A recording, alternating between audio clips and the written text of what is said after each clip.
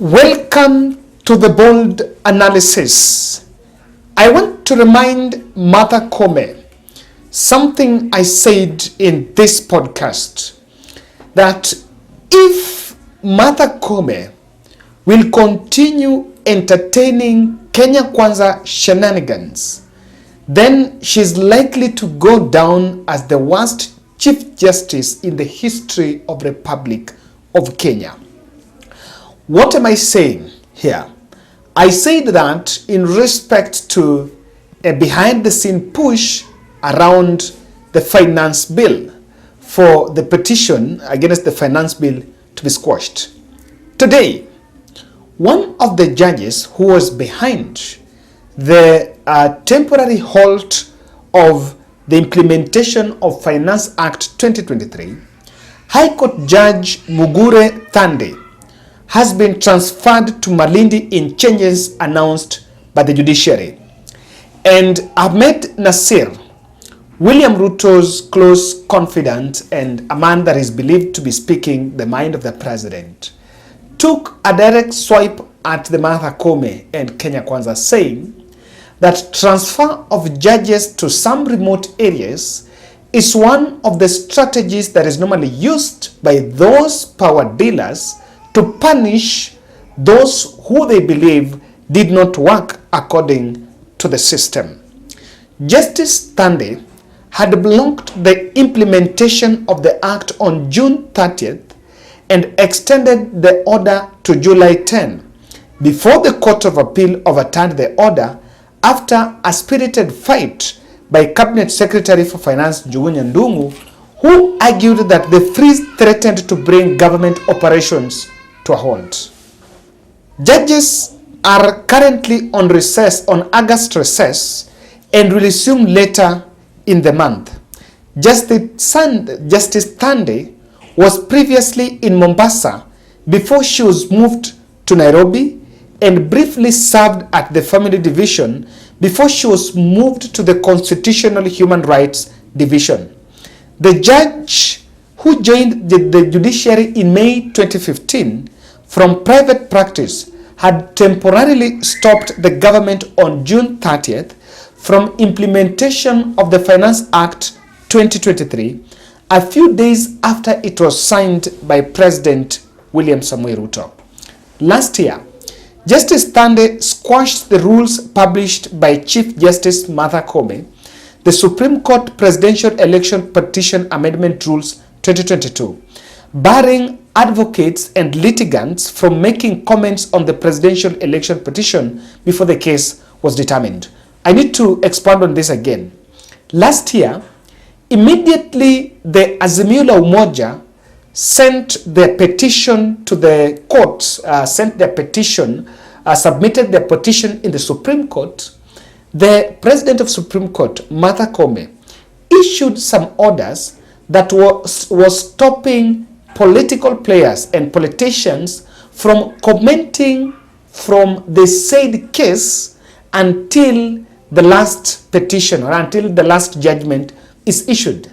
And the affected parties rushed to the Court of Appeal, and the Court of Appeal suspended the ban by Chief Justice because they argued that it was against the freedom of expression and the freedom of speech.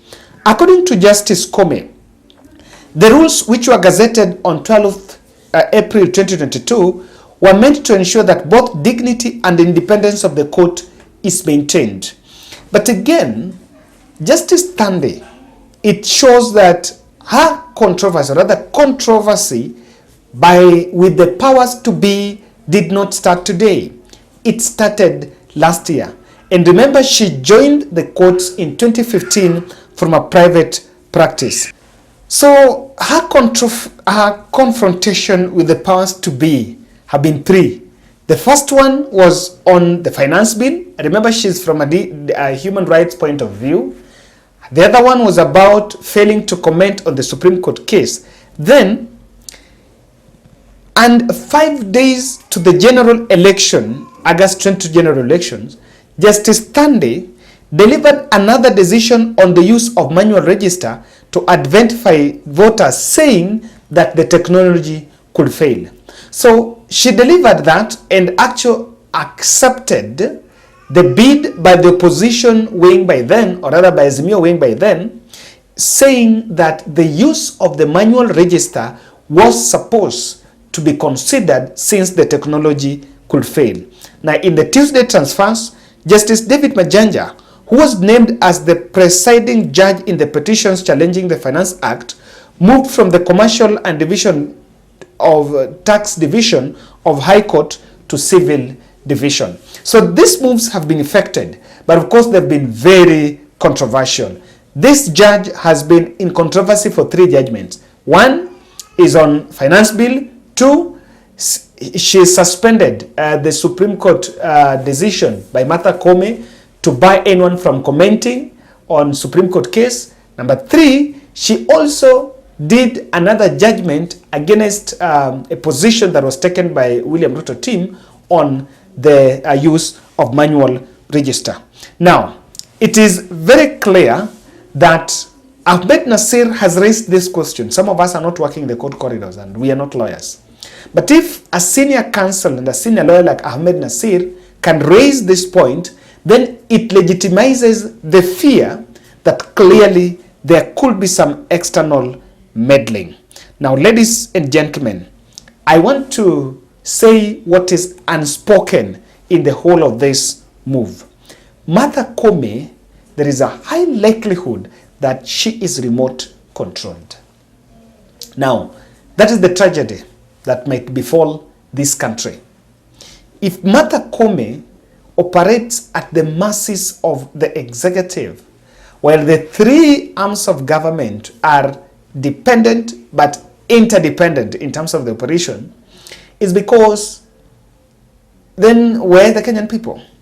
Because the executive and the legislature are together. And William Ruto enjoys a majoritarian role in parliament. Now, if both, even if at the courts, there could still be some unholy alliance between the executive and the courts, then probably the checks and balances that even the courts, the excesses that the courts could actually look into are not going to have their way. So who is going to suffer? It's the Kenyan people. So this is something that even if it was to be effected, I honestly do believe that even the judiciary board, the ones that are effecting this move, could have seen that the public will see a sinister move. I've seen the Star and the national televisions and media stations, mainstream stations in the country, raising the question that why now? Why her? And of course, it is something that many are looking at differently. You cannot underestimate the fact that this move is ill-intended. Secondly, ruling on the finance bill could actually be the making of the state. And allow me say this. The bill by the Okia Omtata team to the court was well-intentional, was very intentional, and they had the good ambition of putting the government on check. But immediately that bill was taken there, and of course the judges did their justice. The Court of Appeal and the way that case has been handled, if you look at the kind of urgency and approach that the 2 courts have had, that of High Court and the Court of Appeal, it is not commensurate to what is happening in the Supreme Court.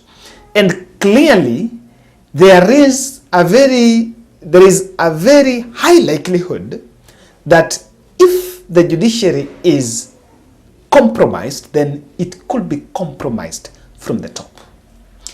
If the fish is rotten, then the fish is rotten from the head because of access. Of course, the Supreme Court can easily be accessed by the powers to be, could actually be state pushed. Number 2, Ruto is clearly creating a revolution moment. And I wish this is understood in the right context, because there was a context that was created by Kenya Kwanza politicians, especially during Uhuru Kenyatta reign. And they actually told the country that Uhuru Kenyatta had really subdued many politicians by creating the freedom space was very narrow. Now, if a narrative will develop that any judge who makes a judgment against government is going to face some ramifications, or rather is going to face some consequences, then that's the wrong precedence. And it's, you cannot rule, you cannot govern by fear. You know, a fear of, you don't know what's going to happen tomorrow.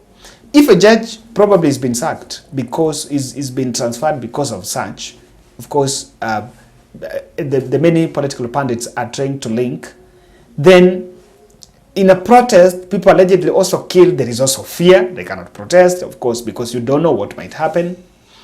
Then the other day, our cabinet secretaries are also threatened by the way junior officers are equipped to spy on their bosses. So you realize that there is the plan, you know, fear is already planted. Now, the moment you plant fear on people, then that is going to be the order of the day. So I may not divulge more, but I want to repeat that there are some things that draw political interpretation. And the powers to be and those at the decision-making table must then have to strike a balance. If we do this, what will the public take? And if the public takes it this way, is this a good precedence? Because again, what happens to a judge who is going to hear an petition on something touching on government? You know, you then realize that I cannot make a controversial judgment on a public interest case, not a controversial, rather I cannot contradict what the majority on government think, because sometimes majority is never right. Because if I do that, then there's some consequences that I'm likely to face. That is my take. Let's meet in the next. Thank you.